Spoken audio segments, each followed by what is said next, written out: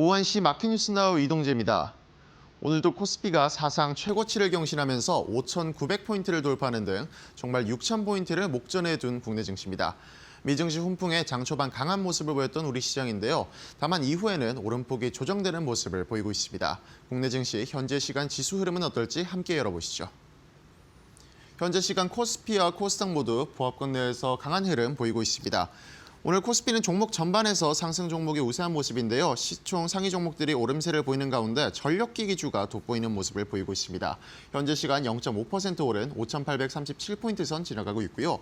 코스닥은 시장 전반이 관망세를 보이는 가운데 에코프로와 알테오젠이 상승 흐름 보이고 있습니다. 0.15% 오른 1,155포인트 선 지나가고 있습니다. 국내 증시 일중 흐름 자세히 짚어보도록 하겠습니다. 코스피가 개장부터 강하게 튀어오르는 모습을 보였습니다. 5,900포인트를 돌파하면서 출발한 코스피인데요. 5,905포인트까지 고점을 높여간 모습이고요. 다만 이후에는 상승분을 꾸준히 반납하는 모습을 나타내고 있습니다. 현재 시간 0.54% 상승하는 부분 지나가고 있고요. 코스닥 같은 경우도 상승 출발하는 모습을 보였습니다. 11시 기점으로 강하게 튀어오르면서 1,173포인트 선까지 튀어오르기도 했습니다만 이후에는 다시금 보합권에서 움직임 이어나가고 있습니다. 이어서 매매 동향 살펴보도록 하겠습니다. 코스피는 개인이 지수를 이끌어 나가고 있는 모습입니다. 개인이 홀로 1조 넘게 사들이면서 강한 모습 보이고 있고요. 반면 외국인이 현재 시간 9천억 원 넘게 크게 팔아치우면서 최근 매도 흐름을 계속해서 이어나가고 있습니다. 기관 같은 경우도 2,500억가량 순매도에 나섭니다. 코스닥 같은 경우는 개인과 외국인이 모두 매수에 나서는데요. 개인이 현재 시간 1,300억 원 넘게 사들이고 있는 모습이고 외국인도 600억 원 넘게 순매수하고 있습니다. 반면 기관 같은 경우 1,600억가량 팔아치우고 있습니다. 환율 상황도 이어서 체크해보도록 하겠습니다. 미국 연방대법원의 상호관세 위법 판결 이후 달러가 약세를 보이면서 환율이 장중 1,430원대까지 내려앉기도 했습니다. 현재 시간은 다시금 약간은 오르면서 0.11% 내린 1,443원 선 지나가고 있습니다. 계속해서 투자 뉴스로 이어가 보겠습니다. 코스피가 5,900포인트 선을 돌파하는 등 질주를 이어가자 삼성전자와 SK하이닉스도 장 초반 역대 최고가를 경신했습니다. 미국 대법원이 도널드 트럼프 미국 행정부의 상호관세가 위법이라고 판단하며 기술주를 중심으로 투자 심리가 개선되는 모습을 보였고 오는 수요일 엔비디아의 실적 발표가 예정된 점도 반도체 투톱의 훈풍으로 작용했습니다.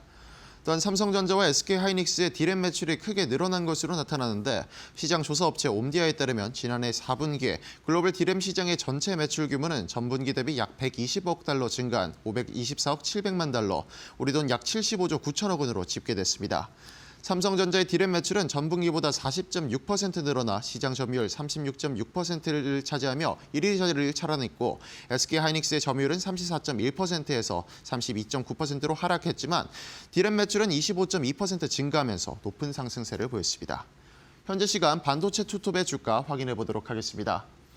삼성전자가 20만 원 선을 이제 목전에 두고 있는 모습입니다. 현재 시간은 오름폭이 조금은 조정되면서 1.11% 오른 19만 2,200원 선 지나가고 있고요. SK하이닉스도 98만 원까지 오른 모습을 보이면서 황제주를 들어갈 수 있다는 초읽기에 나서고 있습니다. 현재 시간은 0.42% 오른 95만 3천 원 선 지나가고 있습니다. 국내 전력기기 관련 기업들이 앞으로도 호황이 지속될 것이란 증권가의 평가에 힘입어 일제히 강세를 보이고 있습니다. 증권가에선 글로벌 공급망 재편과 에너지 안보 강화, 전력 변동성과 데이터 센터 투자 확대, 그리고 노후 전력 인프라 교체까지 이 모든 게 동시에 진행되고 있다며 전력기기 산업의 성격이 사이클 산업에서 구조적 상장 산업으로 바뀌고 있다고 설명했습니다. 특히 미국향 765kV 변압기 수주가 고수익 구조를 만들 것으로 평가하면서 효성중공업과 HD 현대일렉트릭의 최근 미국향 765kV 변압기 수주에 주목했습니다. 신한투자증권은 단기간에 공급을 늘릴 수 없는 변압기의 특성상 호황이 지속적으로 이어질 것이고 높은 진입장벽 탓에 저압기기의 피크아웃 이후에도 초고압 전략기기는 상당 기간 호황을 누릴 것으로 바라봤습니다.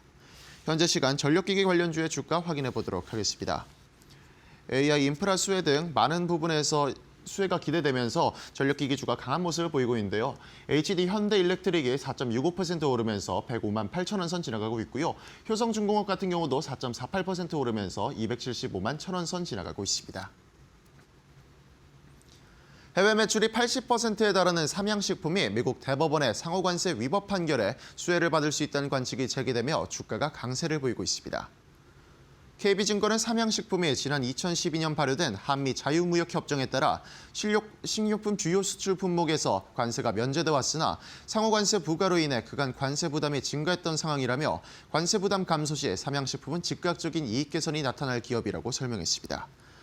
또한 삼양식품은 지난해 미국 법인 매출 비중이 25.8%로 미국 익스포저가 높고 모든 제품을 한국에서 생산해 수출하고 있어 관세 영향이 불가피했다며 세율 하락 등 관세 축소 시나리오가 이뤄진다면 비용 부담 경감 및 영업이익률이 개선이 예상된다고 말했습니다. 다만 타 증권가에서는 트럼프 대통령이 판결 직후 글로벌 관세를 15%로 상향 적용하기로 한 만큼 업계의 영향이 제한적일 것이란 시각도 제기됐습니다. 현재 시간 삼양식품의 주가 체크해보도록 하겠습니다. 삼양식품이 현재도 7% 가까운 상승세를 이어가고 있습니다. 장중 10% 가까운 상승세를 보이기도 했는데요. 현재 시간도 강한 모습 이어가면서 124만 6천 원 선 지나가고 있습니다. 상호관세 위법 판단에 장 초반 강한 모습을 보였던 우리 시장이지만 트럼프 대통령이 여전히 다방면으로 관세 부과 카드를 적용하고 논의하고 있어 상승폭은 조금은 조정되는 모습입니다. 다만 고점이 높아진 만큼 언제든지 6,000포인트 돌파에 도전할 것으로 보이는데요. 강한 기대감이 동반되는 시장 상황 속에서 지켜봐야 할 종목과 맞춤 전략까지 저희와 이어서 알아보시죠.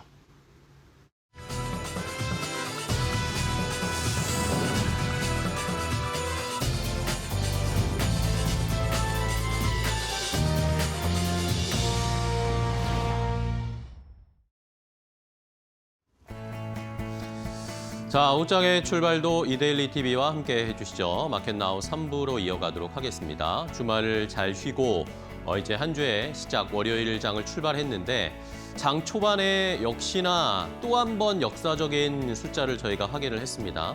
코스피가 5,900선을 돌파했다가 지금 잠시 쉬고 있고 자, 이제 6,000이 코앞에 왔습니다. 이렇게 빨리 올라가도 되나 싶을 정도로 시장은 가파르게 올라가고 있습니다. 주말 사이에 미국에서 관세, 연방대법원에서 관세가 위법하다라는 판결이 나왔는데 이제 우리 시장은 트럼프 관세는 그닥 신경 쓰지 않는 모습이 오늘도 보시면 아시겠지만 이제 내성이 생긴 것 같습니다. 크게 흔들리지도 않고 있는 모습이고 더 주목하고 있는 것은 이번 주에 국회에서 3차 상법 개정안이 본회의에 회부가 되면서 아마 통과될 가능성이 높은데 여기에 조금 더 기대를 하고 있는 것 같고요. 그리고 또 이번 주에 엔비디아 실적이 발표가 되는데 이것도 역시 반도체나 HBM 쪽에 긍정적인 모멘텀을 주지 않을까라는 기대감을 갖고 있습니다. 삼성전자 20만 원, SK하이닉스 100만 원 넘는 거 이제 당연하다라고 느끼실 것 같습니다. 시장에서는 삼성전자 목표가 27만 원까지 나왔고요. SK하이닉스는 목표가 145만 원까지 나왔습니다.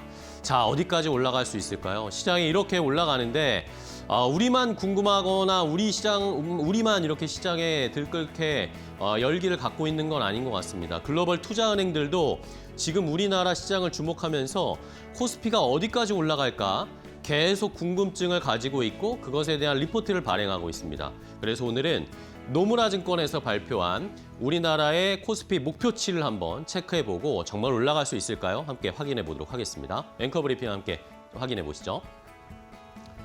자, 오늘은 노무라 증권의 오늘 나온 따끈따끈한 리포트를 좀 말씀드리겠습니다.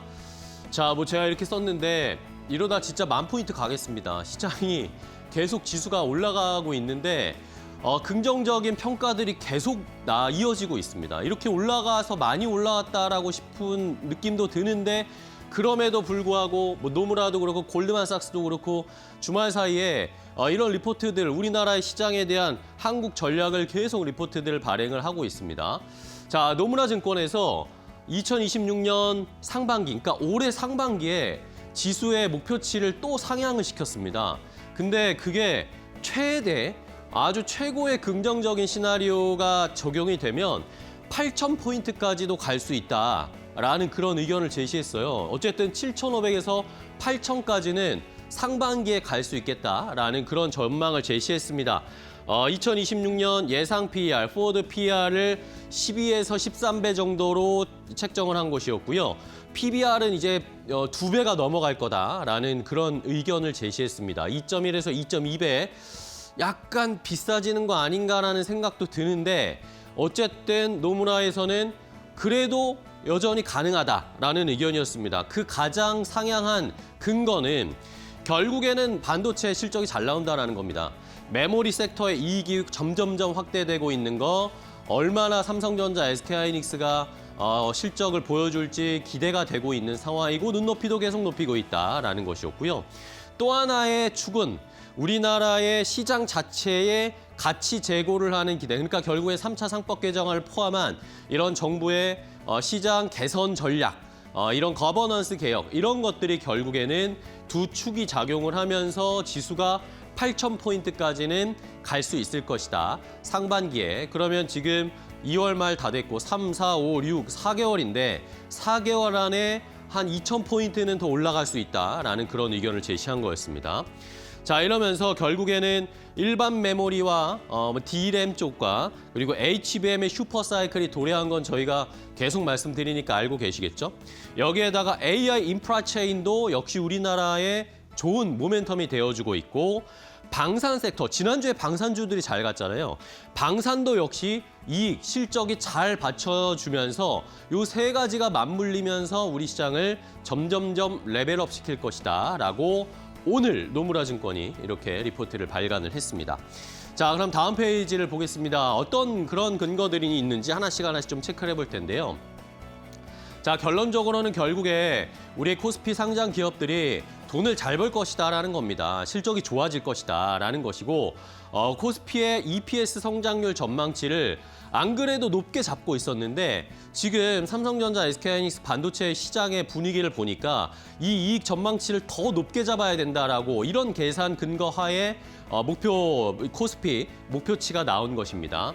어쨌든 아직은 메모리 기업, 그러니까 반도체, 삼성전자, SK하이닉스가 2026년에 올해 전체 순이익의 절반 이상, 64%를 차지하면서 우리 시장을 끌어갈 거다라는 건 여전한 사실, 기정사실이다라고 생각을 하고 있고요. 근데 그 눈높이를 점점점 높이고 있다라는 것이 눈에 띄는 모습입니다. 작년 12월까지만 해도요. 노무라 쪽에서는 우리나라 EPS, 코스피 EPS 성장률을 한 47%대로 봤는데 지난달에는 96%대로 급격하게 올리더니 이번에 한 번 더 129%대까지 EPS 성장률이 나올 것이다 라고 전망을 했고요. 내년에는 숫자가 확실히 좀 줄어들긴 합니다.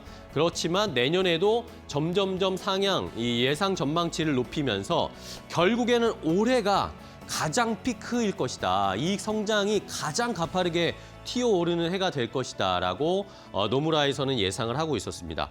그러면서 자연스럽게 그러면 어떤 업종들을 주목해야 하느냐라는 주목할 섹터들을 정해줬는데요. 결국에는 HBM, 반도체를 봐야 된다라는 거고요. 전력 설비, 오늘 전력 설비주를 잘 가죠. 결국엔 AI 관련된 전력 인프라, AI 전력 인프라를 위해서는 전력 설비와 원자력이 필요한 것, 원전이 필요하다는 것이고요.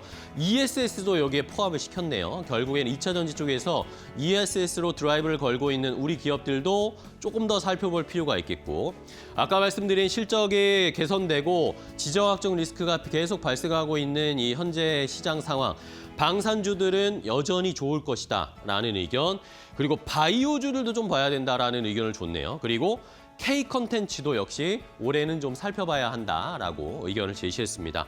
자동차 같은 경우에는 주말 사이에 관세 이야기가 좀 있었잖아요. 결국에는 여러 가지 이야기들은 있지만 결국에 자동차는 그냥 15% 관세로 갈 가능성이 좀 높은 상황인데 결국엔 지금 현대차가 투자도 엄청나게 하고 로봇이나 AI 쪽으로 이런 투자 패러다임, 사업 포트폴리오를 전환하고 있는 상황이기 때문에 이게 수익화가 되는지 숫자들이 찍히는 걸 좀 봐야 된다.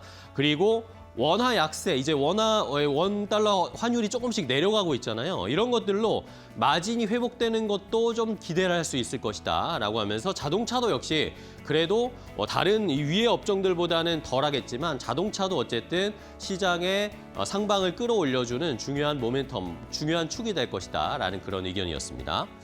자, 그리고 나서 또 우리가 주목해야 될 것은 바로 시장의 기류가 바뀌고 있다라는 평가였습니다. 다음 페이지 보실까요? 자, 그동안 우리나라 시장에서 우리나라에서는 돈을 벌기 위해서는 부동산 해야 된다라는 게 거의 국룰이었잖아요. 그런데 지금 한국 가계 자산을 보니까 이 돈이 움직이는 것을 노무라에선 포착했다라는 의견이었습니다. 부동산에서 금융자산으로 자산이 이동하고 있는 구조적 변화를 노무라는 포착하고 이것에 주목하고 있다는 것이었는데요. 가장 쉬운 예로 주식의 고객 예탁금이 2년 전에 비해서 2배 가까이 뛰었습니다. 2026년 1월에 100조 원이 넘게 올라갔고요. 반면에 일반 시중은행, 시청자 여러분들도 아마 그러신 분들 많으실 겁니다. 그냥 일반 은행에 있던 돈을 증권사로 많이 옮기셨죠? 주식 투자해서 수익 내야 되니까요. 그러니까 2026년 1월 한 달 동안 일반 은행, 시중은행의 요구불 예금이 22조 원이나 줄어들었어요. 그리고 퇴직연금에서도 역시 실적 배당형 상품 비중이 점점 늘어나고 있는 추세, 주식 투자 많이 한다, 연금에서도 ETF 투자 많이 한다, 이런 걸 자연스럽게 느낄 수 있습니다.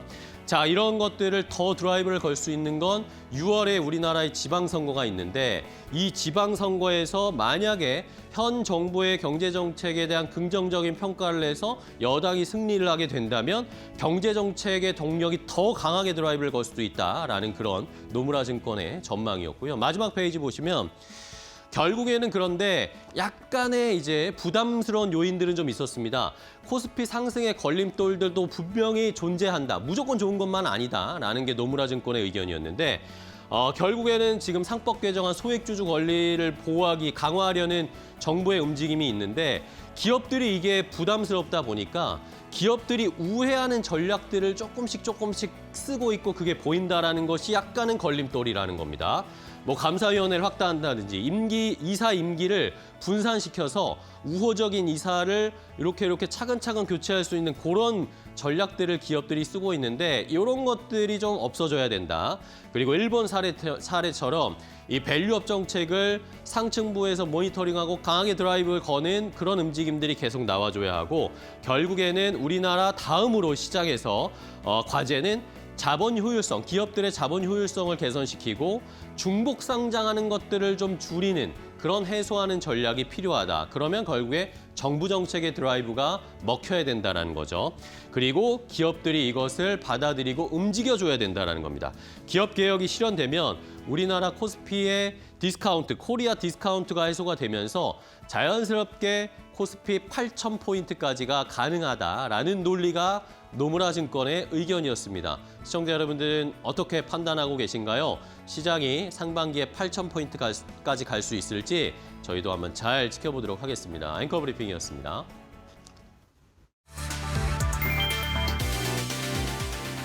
삼성전자가 글로벌 D램 매출 1위를 1년 만에 되찾았다. 지난해 4분기 매출 191억 5,600만 달러, 전분기 대비 40.6% 급증했다. 글로벌 시장 매출의 36.6%를 차지하며 SK하이닉스를 다시 제쳤다. SK하이닉스는 같은 기간 172억 2,600만 달러로 25.2% 성장했지만 점유율은 32.9%로 하락했다. 승부를 가른 건 HBM과 가격이었다. 삼성은 HBM3와 고부가 범용 D램 판매를 동시에 확대했고 평균 판매 단가는 40% 뛰었다. 생산 능력을 기반으로 물량과 단가를 함께 끌어올렸다는 평가다. 삼성은 차세대 HBM4를 앞세워 수송에 나선다. 엔비디아, 베라 루빈, 탑재로 양산에 돌입했고 올해 HBM 매출은 3배 이상 늘 것으로 전망했다. 다만 하이닉스 역시 엔비디아향 공급 확대를 예고해 1위 경쟁은 당분간 이어질 전망이다.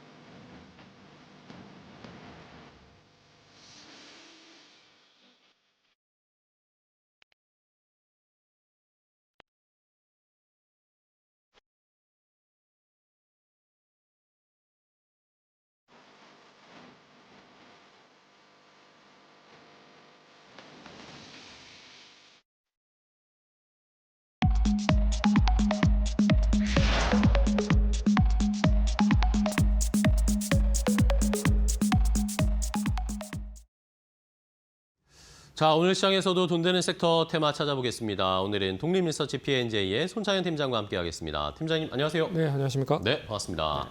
자, 손창현 팀장과 함께 오늘 시장에서도 돈 되는 섹터 찾아볼 텐데 오늘은 어떤 섹터를 보고 계실지 첫 번째 손창현 팀장이 주목하고 있는 돈 되는 섹터 바로 공개하도록 하겠습니다.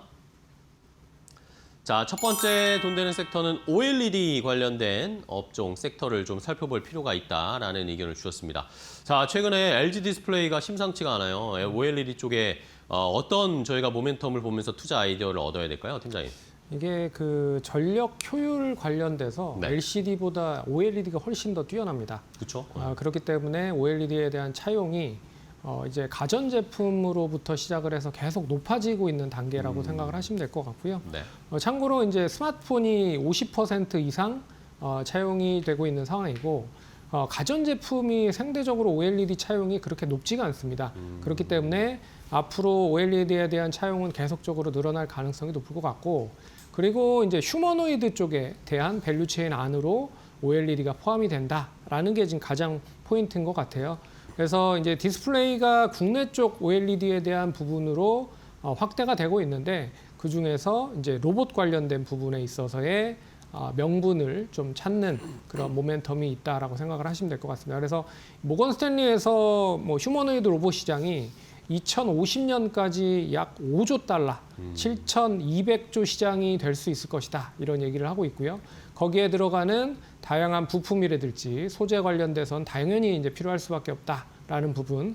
그리고 이제 옴디아라는 시장 조사 업체에서 그렇다고 하면 국내 1, 2위 이제 삼성 디스플레이와 LG 디스플레이를 보유를 하고 있는 국내 기업들이 결국엔 지금 OLED 시장의 시장 점유율 1위를 기록을 하고 있기 때문에 당연히 수혜를 받을 가능성이 높다라고 볼 수가 있는 것 같고요. 그리고 애플이 올해부터 시작을 해서 새로운 이제 신규 디바이스를 만드는데 거기에 당연히 이제 OLED가 많이 차용이 될 가능성이 높을 것 같아요. 그래서 폴더블 폰이라든지 비전 프로 2라든지 그리고 뭐 스마트 글래스 쪽까지 확대가 된다라고 보면 이제는 OLED에 대한 차용이 신규 디바이스 등으로도 확대가 될 가능성이 높다라고 좀 보고 있기 때문에 좀 관심을 가지실 필요가 있을 것 같고요. 이미 이제 D램과 낸드가 쇼티지로 가격이 많이 올라갔고 오늘도 보시면 아시겠지만 MLCC가 상대적으로 이제 쇼티지 가능성이 높다라는 부분으로 가격이 많이 올라갈 가능성이 높아서 관련주들이 상승을 했잖아요.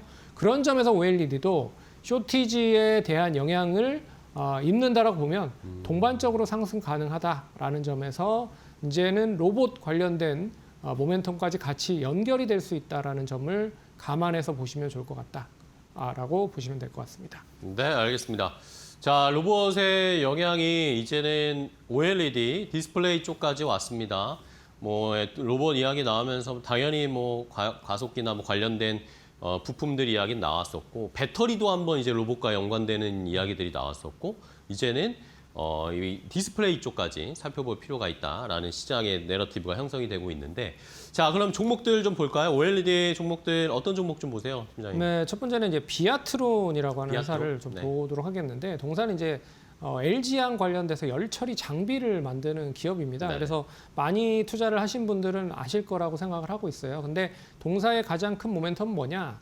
자사주를 동사가 17% 정도를 보유를 하고 있습니다. 그래요? IT를 장비 관련된 기업을 하는 업체임에도 불구하고 자사주가 많다라고 하는 거는 결국에는 오늘 뭐 개정안이 처리가 될 가능성이 높은 네. 3차 상법 개정 관련돼서도 수혜를 받을 가능성이 높을 것 같고 그리고 이제 실적 대비해 봤을 때도 가격적인 매력이 높다라는 거 그리고 반도체 레퍼런스를 통해서 이미 증착이라든지 하이브리드 본딩 쪽에 대한 장비도 계속적으로 만들려고 준비를 하고 있는 상황이기 때문에 여기에 대한 수혜가 이어진다고 보면 이제는 OLED 쪽에서 반도체 쪽으로도 확대가 될 가능성이 높다라고 좀 보고 있어서 비아트론 첫 번째로 좀 관심 있게 보시면 좋을 것 같고 네.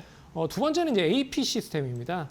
비아트론이 LG양 쪽에 대한 비중이 높다라고 보면 삼성 쪽의 비중이 높은 쪽은 AP 시스템이라고 생각을 하시면 될 것 같아요. 네. 그래서 역시나 이제 열처리 장비 쪽에 대한 공급을 동사가 진행을 하고 있는 상황이고 하지만 동사도 역시나 반도체 쪽에 대해 투자를 상당히 좀 많이 하고 있는 상황입니다.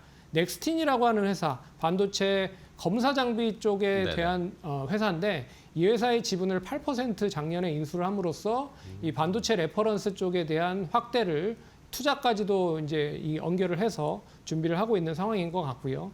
그리고 동사는 이미 이제 어닐링 공정에 필요한 활용 장비를 이미 공급을 하고 있는 상황입니다. 그래서 매출 규모로 봤을 때 작년부터 시작을 해서 매출 규모가 반도체향 매출이 10% 정도는 유지가 되고 있다. 그래서 이 부분이 어느 정도 커진다라고 보면 이제는 OLED 쪽에서 반도체 쪽에 대한 레퍼런스에 대한 수익성도 확대가 될 가능성이 높아서 AP 시스템도 관심 있게 보시면 좋을 것 같다. 그렇게 좀 정리를 해보도록 하겠습니다. 네, 좋습니다. 비아트론과 AP 시스템 두 종목을 디스플레이 OLED 쪽에서 아마 하나씩 좀 점검을 해봤고요. 자, 그러면 팀장님이 생각하시는 탑픽 종목이 궁금한데요. 네. 탑픽 종목은 아무래도 이제 LG 디스플레이는 봐야 LG 될 것 같아요. 디스플레이. 예. 네, 그래서 일단은 제일 첫 번째 포인트가 그거예요. 동사가 이제 LCD 쪽에 많이 투자를 했었는데 네. LCD에 대한 부분을 많이 쳐냈습니다. 그래서 선택과 조정을 집중을 통해서 OLED랑 관련된 투자를 이미 좀 진행을 많이 해놓은 상황이고 인력을 효율화해서 고정비를 감소를 시켰고 그리고 이제 저수익 사업을 역시나 사업을 축소를 했기 때문에 이제 고정비가 상당히 많이 줄었다. 그래서 작년 3분기부터 실적이 좀 턴어라운드가 되고 있는데 4분기 때 실적은 그렇게 썩 좋지 않았었던 걸로 기억을 합니다. 네네. 하지만 올해 1분기부터 다시 실적이 좀 턴어라운드가 될 수 있다라고 좀 보고 있기 때문에 기대를 할 수 있다라고 보고 있고요. 이미 이제 전장향 쪽 OLED에 대한 탑재가 계속 늘어나고 있는 상황이고 거기에 이제 보스턴 다이나믹스나 테슬라양 로봇 관련돼서도 레퍼런스가 어느 정도 쌓여진다라고 보면 이제는 로봇에서도 OLED를 상당히 좀 많이 필요로 할 가능성이 높다라고 봐야 될 것 같고요. 그런 점에서 재평가가 기대가 된다라고 보면 결국에는 OLED향 관련된 부분이 시장의 중심이 되면서 동사 관심 있게 봐야 될 것 같다. 그래서 지금 가격대는 13,950원인데 뭐 13,800원 정도 수준까지 접근 가능하시다라고 생각을 하시면 될 것 같고요. 1차 목표가는 17,000원 제시해드리겠습니다. 앞선 고점은 충분히 좀 돌파를 할 가능성이 높다. 그리고 손절가는 12,600원 제시해드릴 테니까 참고하시면 좋을 것 같습니다. 네, 알겠습니다. 자, LG 디스플레이 실적 개선세가 어느 정도 나오는지 한번 저희도 확인을 해보면서 최근에 LG 그룹주들도 움직이고 그 안에서 또 LG 디스플레이가 주목을 많이 받고 있습니다. 저희도 잘 한번 지켜보고 공략해 보도록 하겠습니다. 자, 첫 번째 돈 되는 섹터 OLED 쪽을 먼저 살펴봤고요. 자, 다음 두 번째로 돈 되는 섹터 손창인 팀장의 선택은 뭔지 바로 공개하겠습니다. 자, 두 번째는 음식료 업종을 좀 볼 필요가 있다라는 의견을 주셨습니다. 오늘 뭐 오랜만에 또 삼양식품이 주가가 많이 튀어 올라가고 있고 주말 사이에 있었던 이 미국에서 연방대법원의 트럼프 대통령의 관세 위법 판결 요게 음식료 쪽에는 오히려 좀 수혜가 될 수 있다. 그런 의견들이 좀 있더라고요. 왜 그럴까요, 팀장님? 왜냐하면은 이제 그동안에는 뭐 미국으로 수출을 하는 기업 입장에서는 네. 관세를 부과를 할 수밖에 없었지만 이제 부과가 상당히 좀 저해가 될 가능성도 높다라고 좀 보고 있어서 추가적으로 뭐 미국 트럼프 대통령이 어떤 관세를 부과를 할 수 있을지 모르겠지만 네. 예전만큼의 그런 부과를 강하게 하지는 못할 것이다라고 좀 보고 있어서 그러면 이미 어느 정도 관세에 대해서 원래는 이제 무풍지대로 여겼었던 음식료 관련된 종목들이 이제는 리스크가 좀 제한적일 가능성이 상당히 높지 않겠느냐라고 해서 관심을 좀 가지셔야 될 필요가 있을 것 같고요. 그리고 이제 국내에 입국하는 해외 글로벌 관광객들 수가 상당히 좀 많이 늘어나고 있는 맞아요. 것도 눈여겨봐야 될 것 같습니다. 근데 작년에는 해외 쪽 우리나라 입국했었던 관광객이 1,800만 명, 올해는 2천만 명으로 한 10% 이상 증가가 된다라고 보면 결국 우리나라에서 할 수 있는 게 뭐 음식료 관련돼서 먹어야 될 것 같고 그리고 화장품 사야 될 것 같고 네. 그리고 또 뭐 여러 가지 일단 뭐 의료 관광 관련돼서도 뭐 할 수 있을 거라 좀 보고 있어서 그런 점에서도 역시나 좀 관심을 가지셔야 될 필요가 있을 것 같고요. 그리고 이 음식료 관련된 종목들이 미리 이제 선제적으로 좀 조정을 받은 느낌도 없지 않아 있습니다. 그래서 작년, 그러니까 올해 초만 해도 반도체 여러 가지 종목 2차 전지 갈 때 상승을 상당히 좀 못했죠. 그런 점에서 이제 어느 정도 가격인 조정이 마무리가 된 시점에서 다시 이제 관세 관련된 부분이 어느 정도 해소가 되면서 실적이 같이 부각이 되는 그런 시점이 왔다라는 점에서 상승을 좀 하고 있는 상황이기 때문에 이제 조정을 받을 만큼 받았고 실적이 다시 이제 돌아서는 그런 흐름을 보인다라고 보면 음식료 관련된 업종들은 좀 관심 있게 봐야 되는 시점이 아닐까라고 봐야 될 것 같습니다. 네, 알겠습니다. 자, 미리 뭐 선제적으로 조금 쉬고 있었고 조정을 좀 받았고 그런 상황에서 관세 리스크가 벗어나는 트리거가 되면서 오늘 주가가 좀 음식료 업종들이 좀 올라가고 있는데 자, 그럼 몇 개 종목 좀 체크를 해보죠. 어떤 거부터 볼까요? 뭐 대표적인 종목은 이제 CJ 제일제당 네네. 보셔야죠. 이제 역시 이제 냉동식품의 최강자입니다. 뭐 만두라든지 그리고 떡볶이라든지 여러 가지 설렁탕 등 다양한 그런 제품들을 이미 이제 글로벌적으로 많이 판매를 하고 있는 상황이고요.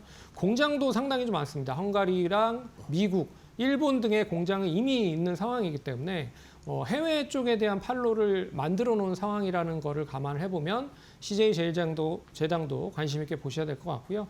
근데 여기에서 이제 음식료뿐만 아니라 최근에 이제 중국 라이신에 대한 기술 수출 계약까지 어느 정도 이루어진 상황이다.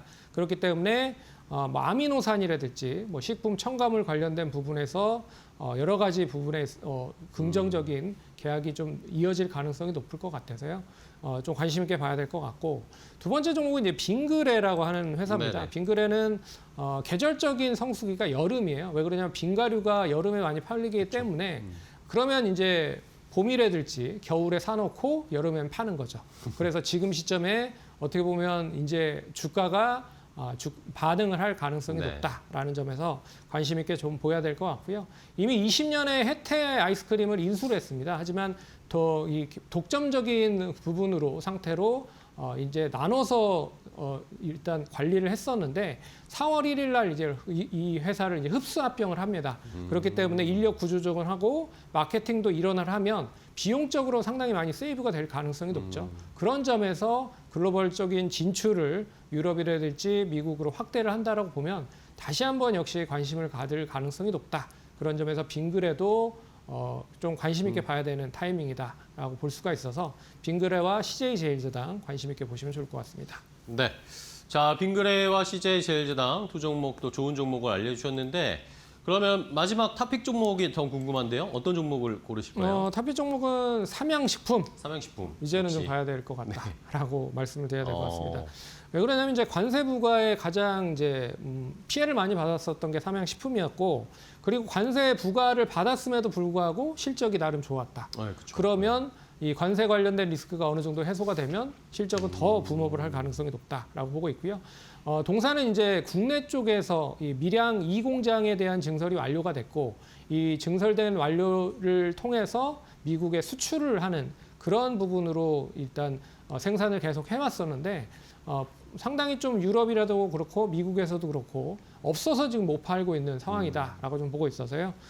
계속 생산은 늘어나고 있고 니즈는 상당히 많이 늘어나고 있지만 생산량이 따라오지 못하고 있다라는 점을 감안해 보면 밀양 2공장에 대한 완공은 기대를 해볼 수 있을 것 같고요. 그리고 중국에서도 27년 추가적인 증설을 좀 준비를 하고 있다라는 거. 그리고 베트남의 현지 공장을 지금 건설하려고 준비를 하고 있기 때문에 이 딸리는 물량을 상당히 다양한 곳에서 생산을 하려고 준비를 하고 있는 것도 눈여겨봐야 될 것 같다. 그리고 실적은 작년부터 상당히 좋았지만 관세라는 이제 복병을 통해서 단기적으로 좀 조정이 나왔고 오늘 그거를 좀 뛰어넘는 상승이 나온 시점이다라고 좀 보고 있어서 관심 있게 봐야 될 것 같다. 그리고 증권사들의 이제 목표가를 보면 200만 원을 기록을 하고 있는 증권사들도 있기 때문에 지금 뭐 가격적인 매력도 있다라고 볼 수 있을 것 같아요. 그래서 지금 124만 1,000원인데 뭐 한 123만 원 정도까지 분할적으로 접근하시면 좋을 것 같고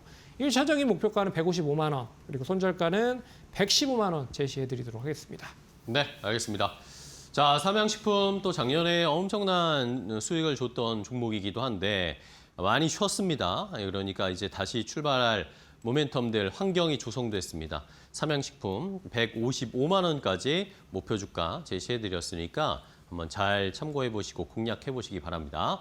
자, 오늘 돈 되는 섹터 앤 테마 손차현 팀장과 함께했습니다. 팀장님이 오늘 또 좋은 종목 소개해 주셔서 감사하고 다음 시간에 또 뵙겠습니다. 고생 많으셨어요.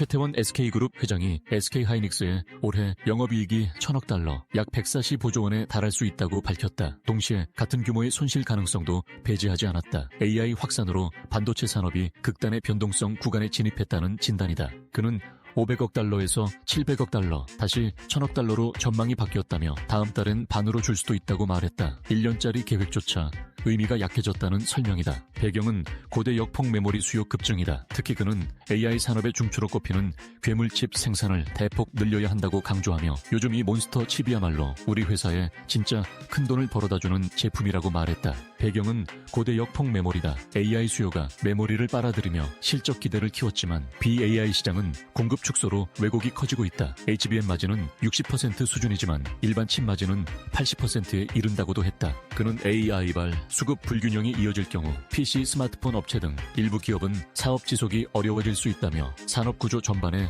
재편 가능성까지 시사했다.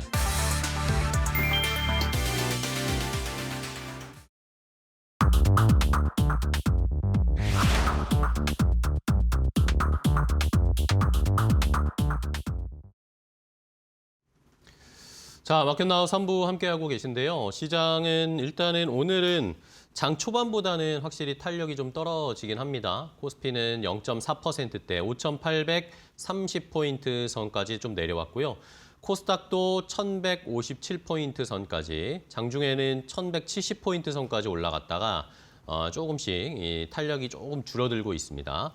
수급을 보시면은 뭐 이해가 되실 텐데 오늘 외국인이 현선물 매도를 하고 있습니다. 코스피에서는 외국인이 1조 넘게 매도를 하고 있고 선물 시장에서도 거의 8천억 원 넘게 매도를 하니까 오늘 함께 매도를 하고 있고 기관도 역시 매도, 코스피에서 매도. 개인 투자자들이 근데 이번에 또 다시 들어오시면서 1조 2천억 원 가까이 강한 순매수 드라이브를 걸고 계십니다. 코스닥에서는 외국인이 매수는 하고 있는데 코스닥 쪽에서 기관 쪽에서의 매도가 조금 출회가 되고 있고 삼성전자, SK하이닉스도 탄력이 장 초반보다는 줄었습니다. 그래도 삼성전자 19만 원대, SK하이닉스는 95만 원대를 유지하고 있는 현재 시장 상황입니다.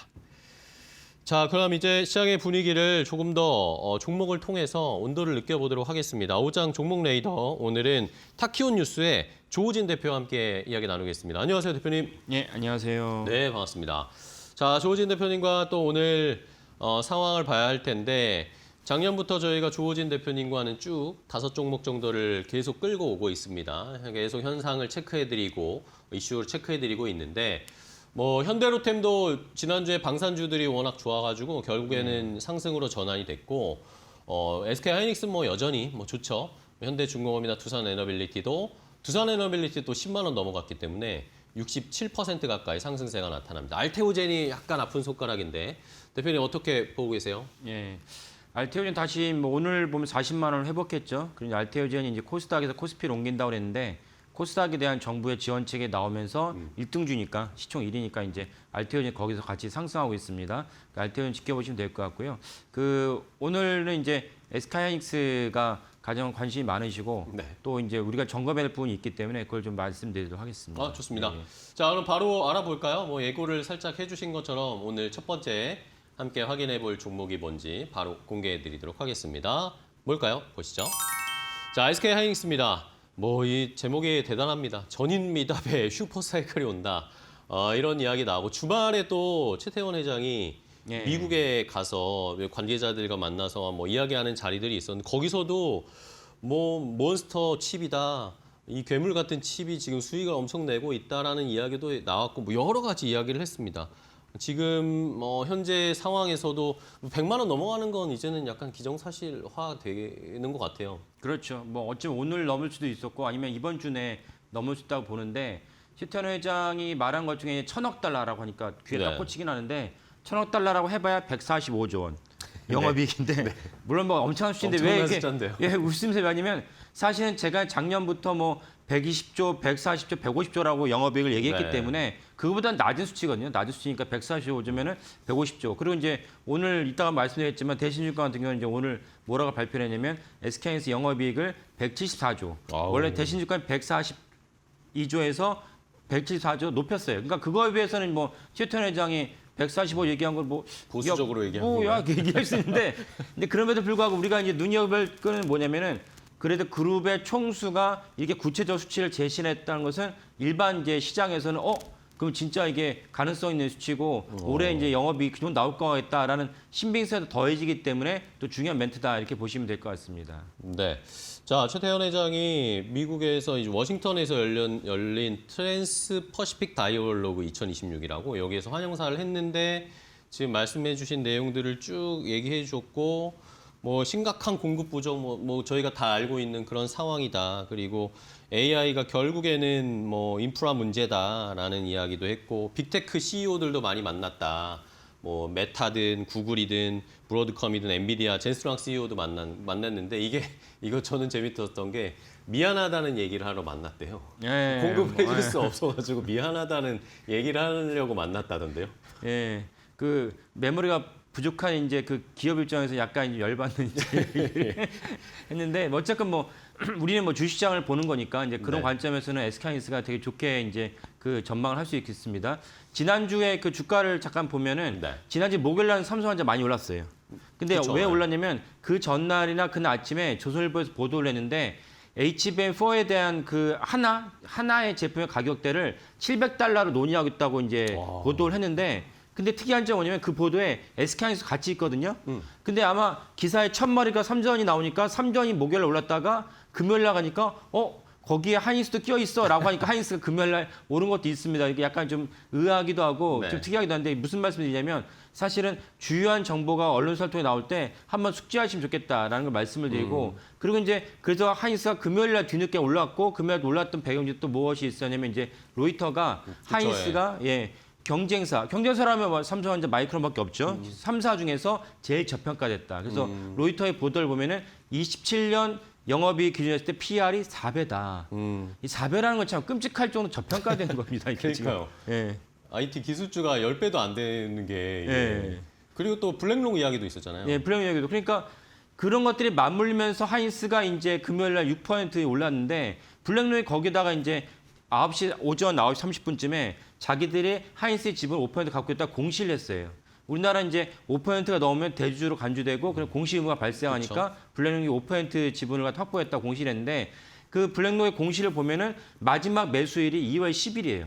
2월 10일? 예, 그러니까 무슨 말씀이냐면 지난주 금요일은 이제 2월 20일 아닙니까? 그렇다면은 2월 20일 날 그 매수한 곳에 물론 블랙록이 있을 수 있지만 2월 20일 날 금요일 날 다 이렇게 정산을 해봤더니 SK하이닉스의 외국인들이 수급을 보면은 한 7,400억 정도 매수를 했는데 거기에는 블랙록이 5% 없을 가능성이 높다. 그러니까 아까 말씀드린 그런 요소들을 합쳐가지고 외국인들이 삼전도 많이 올랐지만 목요일 많이 올랐지만 하이닉스도 중요하구나라고 하면서 하이닉스 주식을 많이 샀다라고 보셔야겠고 사실은 외국인들은 목요일 날 금요일 날 이렇게 삼전 주식을 팔았어요. 그 삼전을 끌어올린 건 이제 개인들이 끌어올렸다고도 이런 것도 이제 같이 종합적으로 보시면은 좋겠고 왜 그걸 말씀드리냐 네네. 주위에서 또 저도 사적으로나 뭐 언론사 기사를 보더라도 팔아야 되는 거 아니냐 그런 것들이 많이 나오는데 네. 이게 도대체 어떤 환경에 오르고 있는지를 보시면은 내가 여기서 더 보유해야 될지 심지어 내가 갖고 있는 자금을 더 집어넣어야 될지 아니 팔아야 될지를 판단할 수 있기 때문에 제가 종합적으로 설명을 드렸습니다. 네. 자, 그러면은 지금 오늘 뭐 거의 100만 원 코앞까지 갔다 95만 원대로 지금 유지를 하고 있단 말입니다. 근데 이번 주에 중요한 게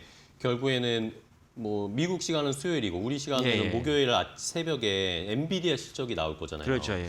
이 발표 나온 SK하이닉스 어떻게 반응할 거라고 보세요? 예. 대표님은? 엔비디아 실적은 호실적으로 당연히 예상이 됩니다. 네. 왜냐하면 이제 TSMC가 이제 매달 실적을 발표하는데 TSMC 실적이 또 진짜 전임 미답에 네, 엄청 좋았죠. 예, 이렇게까지 나왔습니다. 실적이 나왔고 그리고 SK하이닉스가 전임 미답이고 좀 전에 말씀드린 대로 최태원 회장의 145조도 이거 너무 낮게 봤는데 라고 뭐 170조 야구에 나오고 있으니까 그 이유가 뭐냐? 빅테크 네 곳의 올해 자본 지출 KFX의 청체를 다 합쳤더니 6,600억 달러. 근데 작년 이맘때, 그럼 작년 1월 때 빅테크 네 곳의 자본 지출을 합치면 4천억 달러였거든요. 그럼 6,600억 달러니까 거기서 엄청난 지출을 하는데 그렇죠. 그거 가지고 말이 많죠. 야, 이거 가지고 내가 잘 벌 수 있어. 말은 많지. 그건 그들이 알아서 할 일이고. 그러면 6,600억 달러의 대부분 어디다 쓰느냐? 엔비디아 칩 사는데 그다음에 SK하이닉스의 HBM 사는 데 씁니다. 그렇다면 SK하이닉스의 영업이 계속 상향되는 것은 그런 배경이다. 당연히 그러면 엔비디아의 실적도 좋아질 것이다. 그리고 엔비디아 칩이 계속 이렇게 그 이름만 바꾸는 게 아니고 이름 바꾸면서 성능이 높아져요. 그렇죠. 성능이 높아지면 단가도 올라간다. 하퍼 같은 경우는 도매로 팔 때가 이제 3천만 원이었습니다. 근데 블랙엘은 지금 1억이고 베라루비는 더 올라가겠죠. 그렇죠. 그러면 엔비디아가 영업이익이 어떻게 될 것이냐. 정말 천문학적 숫자가 나오는 것이 그래서 월가에서는 엔비디아에 이렇게 비아냥거리면서 별명이 뭐냐. 깡패야 깡패. 야 이렇게 많은 돈을 남겨서 팔아도 되는 거냐. 그래서 결국 26일 우리나라 시간은 이제 새벽에 이제 장 시작 전에 이제 엔비디아 실적 네네. 발표하고 이제 하이닉스나 삼전 실적 같이 볼 텐데 그렇다면 26일 엔비디아 실적은 좋을 것이다. 그러면 이제 하이닉스도 같이 뭐 화요일, 수요일 어떻게 될지 모르겠지만은 그 엔비디아 실적이 나오면은 또 시장에서 숫자가 찍히면 또 거기 확신을 갖게 되거든요. 그러면 SK하이닉스의 실적이 또 올라갈 수밖에 없다라고 SK하이닉스의 주가가 올라갈 수밖에 없다라고 말씀드립니다. 네, 알겠습니다. 자, 이렇게 뭐 엔비디아 실적을 앞두고 미리 SK 하이닉스가 출발을 하는 건지 아니면은 뭐 오히려 또 실적 발표하고 약간 쉬었다 갈 수도 있는 건지는 저희도 지켜봐야 되겠지만 어쨌든 조우진 대표님은 엔비디아 실적도 매우 잘 나올 것이고 예, 예. 그게 결국엔 또 SK 하이닉스의 또 주가 상승의 또 하나의 트리거가 될 수 있을 것이다. 그렇죠. 중장기적으로 봤을 때 그렇게 예상을 하시니까 이번 주에 저희도 목요일에 한번 엔비디아의 실적을 잘 한번 추적을 해보도록 하겠습니다. 자, 첫 번째 SK 하이닉스 많이 궁금하신 종목 체크해봤고요. 자, 다음 두 번째 종목도 공개하겠습니다. 어떤 종목인지 바로 확인해 보시죠. 자, 두산 에너빌리티입니다. 두산 에너빌리티도 결국에는 지난주에 10만 원에 안착을 했습니다. 예. 오늘도 뭐 오늘은 쉬고 있지만 그래도 10만 2천 원, 10만 원 선을 지키면서 이제 앞자리가 바뀌었어요. 두산 에너빌리티는 저희가 어떤 것들을 보면서 주목할까요? 예.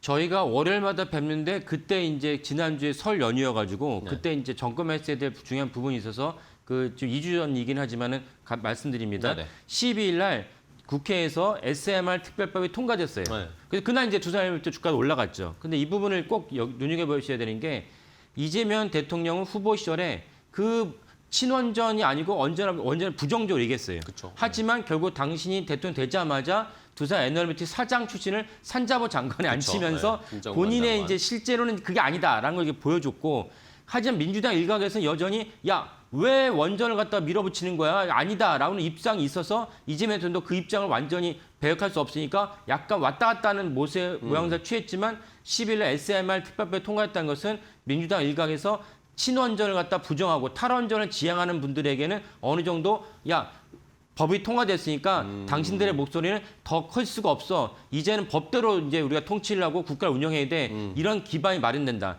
이런 관점에서 주가도 같이 보시면 좋겠다라고 말씀을 드린 겁니다. 그래서 법이라는 거는 야 그게 무슨 중요해 볼 수도 있지만은 실제로 장기적으로 보면 그만큼 영향이 막강한 것이 없습니다. 그래서 SMR 특별법이 통과됐던 것은 민주당에서도 여권에서 이제는 친원전으로 돌아서는 중요한 발판이었다. 물론 이제 대형 원전 아니지만 아니 SMR 있으면 당연히 대형 원전 갈 수 있는 거죠. 그래서 이런 맥락에서 그 두산 에너빌리티 보시면 좋겠다라고 해서 제가 이 부분을 점검하고 가져왔습니다. 네, 알겠습니다. 자, 결국에는 그런 모멘텀을 받으면서 두산 에너빌리티가 10만 원이 넘어섰고 결국엔 또 해외에서의 사업이나 수주 이야기가 미국과의 원전 협력이 엄청 중요한 거잖아요. 예. 그런 거에 모멘텀을 보면 추가적인 상승을 더 기대를 해볼 수도 있을 것 같습니다. 자, 오늘 조우진 대표님과 함께 했는데요. 대표님 좋은 종목 알려주셔서 감사하고요. 다음 시간에 또 뵙겠습니다. 고생하셨어요. 예, 감사합니다. 네, 감사합니다.